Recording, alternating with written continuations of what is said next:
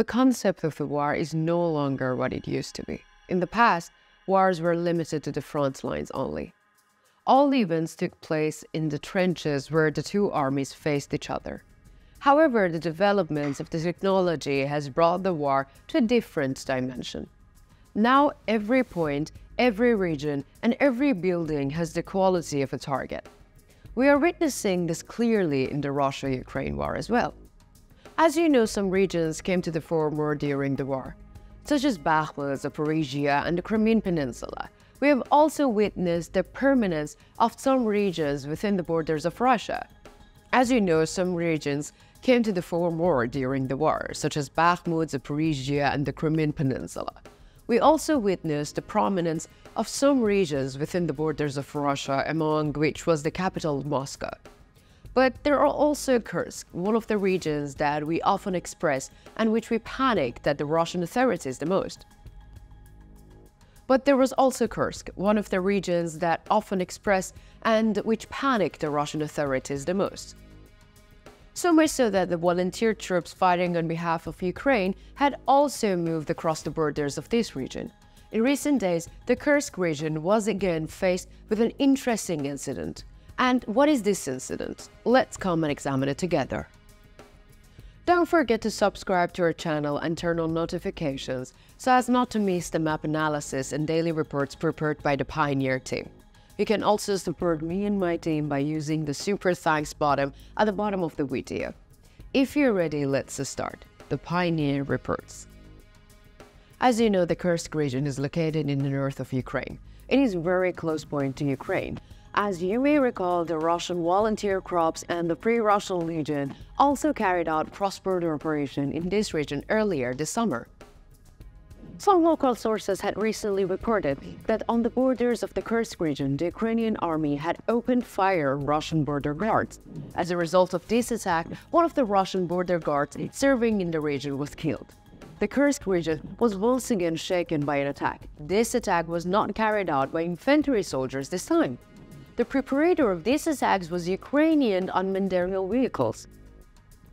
They established dominance in some regions within these borders, albeit for a short period of time. For example, the Belgorod region, even if it took a week, the Free Russian Legion had established and maintained its dominance in some areas in this region. Even if the Russian border guards had left the areas because they could not prevent the attack of the Free Russian Legion and repel them. It was decided by the Russian government to send Chechen troops to their places. Do you think that the people or groups fighting for Ukraine could carry out such an operation again? Actually, I'm trying to say this. Does the Ukrainian army or different groups serving in the Ukrainian army have the strength to carry out such an attack again? I'm waiting your comments on this topic. Do you think that the people or groups fighting for Ukraine can carry out such an attacks again? Actually, I'm trying to say this. Does the Ukrainian army or different groups serving in the Ukrainian army have the strength to carry out such an attack again? I'm waiting for your comments on this topic. Recently, Ukrainian unmanned aerial vehicles appeared in the skies of Kursk in the morning. As you can imagine, this has now created a habit among the local people living in the regions on the Russian borders. But this habit cannot get in the way of fear. We have also mentioned it in our previous reports. Fear is one of the most powerful weapons. Moreover, has a weapon of intimidation in stronger positions during a conflict of war. Fear is one of the most powerful weapons. Moreover, has a weapon of intimidation is in stronger positions during a conflict or war. Sometimes fears do what bombs can't do. As I mentioned, local residents living in the Kursk region are also used to these events, but they are still afraid. The drone attacks that took place in recent days was also the kind that risked our local residents. The Ukrainian unmanned aerial vehicle that entered Kursk airspace during the morning could not be destroyed by Russian air defense and hit a building. The first statements about the incident in question came from the Kursk regional government, Starwait. According to Starwait's statements, a Ukrainian unmanned aerial vehicle entered Russian airspace in the early morning. Air defense systems were unable to track down the fast-moving and low-altitude unmanned aerial vehicle. The unmanned aerial vehicle hit a building connected to the Kursk local government in the region. Property damage occurred after the attack. However, the loss of life or injury could not be determined according to initial determinations. I also mentioned it when we started our report. The Russian people are partly used these events. However, the news and dust cloud caused by the drone hitting the building scared the local residents a lot. According to many Russian sources, the reaction of the Russian people against the Russian government is increasing day by day. The Russian people are quite angry because the Russian administration is unable to ensure the security of Russian territory. Many Russian social media users living in the region also express their reactions via social media. There is a common message in these reactions. The message is as follows: if Putin cannot protect us, why is he still sitting in the chair? While these things were happening in the Kursk, the sound of the explosion shook the whole peninsula again in the Crimean peninsula, which has been under Russian occupation since 2014. And as you may remember, in recent days, a movement had started on the Crimean peninsula. This activity was largely observed at the Russian supply depots and supply lines located on the Crimean peninsula. I have conveyed this to you in our previous reports. In recent reports, explosions have been happening again in Simferopol. That is, at the point when we can call the center of the Crimean peninsula.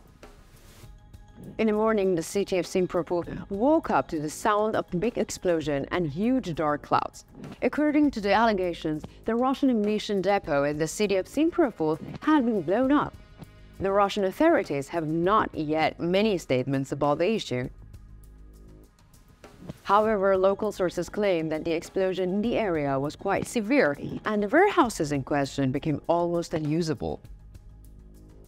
We will see in the coming days whether this claim is true or not. If this claim is true, the Russian army may face a difficult situation on the Crimean peninsula.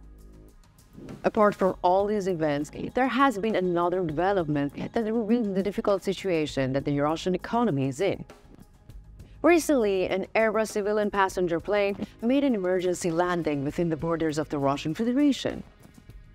After the plane landed, the pilot lowered the plane onto its fuselage because the doors did not open. There was no loss of life or property in the incident in question.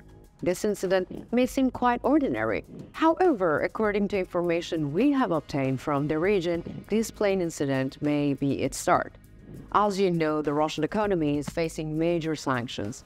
Many international companies and organizations are imposing heavy sanctions on the Russian economy. Among these sanctions, there is also a spare part of support.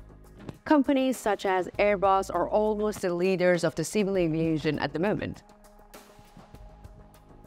The Russian aviation may face a severe problem due to the sanction imposed on Russia by these Western-based companies. We will see in the coming days.